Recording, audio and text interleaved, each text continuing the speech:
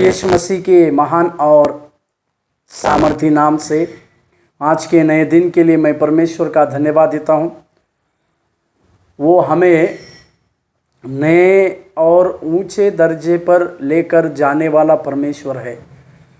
वो उसकी शांति हमें कई एक बातों से नई आशीषें देती है।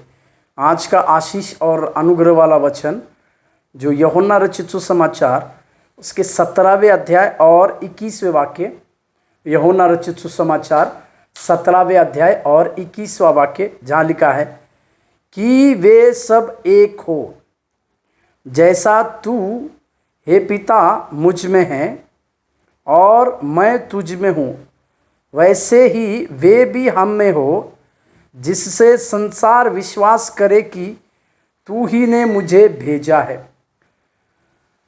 यूहन्ना रचित सुसमाचार में 17वां अध्याय जो है प्रभु यीशु मसीह की अलग अलग लोगों के लिए की गई हुई प्रार्थना है।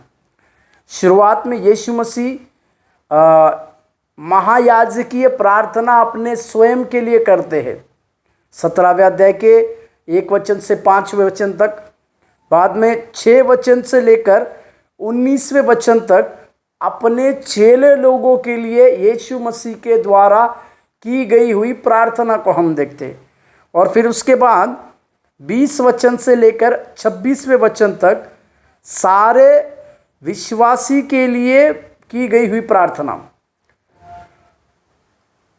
यहाँ पर यीशु मसीह जितने विश्वासी है उन लोगों के लिए प्रार्थना को करते हुए हम देखते हैं।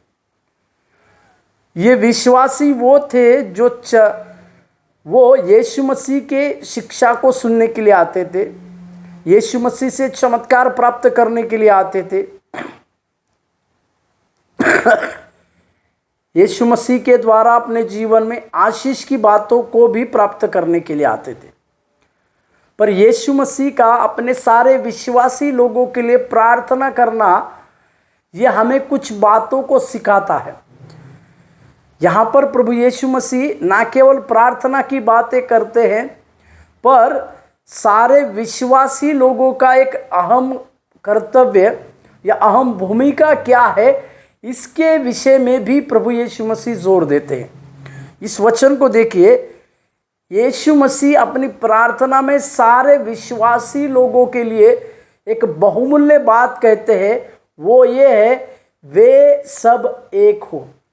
इस बात को देखिएगा, वे सब एक हो का मतलब वो कोई भी क्यों ना हो जो प्रभु यीशु मसीह को अपना उद्धारकर्ता के रूप में स्वीकार किए हैं, जो कोई भी भाषा बोली वाला हो, वो एक हो करके प्रभु यीशु मसीह की सबसे बड़ी प्रार्थना थी। आज मसीह लोग दुनिया में कई एक जगहों में फैले हुए हैं, पर वो एक नहीं हो पाते हैं।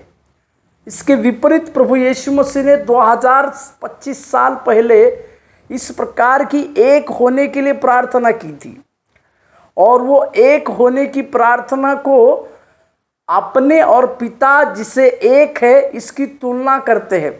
हम जानते हैं कि प्रभु यीशु मसीह और पिता एक ही थे, और जैसे एक थे उसी तरह से प्रभु यीशु मसीह की ये सबसे बड़ी प्रार्थना है कि उनके सारे विश्वासी एक हो। जब हम एक हो जाते हैं तो मसीह की देह बनते हैं और सारे जगत में यीशु मसीह के नमूना होने के लिए पर्याप्त बनते हैं। सवेरे के समय में हम सब विश्वासी लोग प्रभु के कार्य के लिए किस प्रकार से एक होना है इसके विषय में हम समझें और अपने जीवन की शुरुआत करें। प्रभु आपको आशीष दे। धन्यवाद।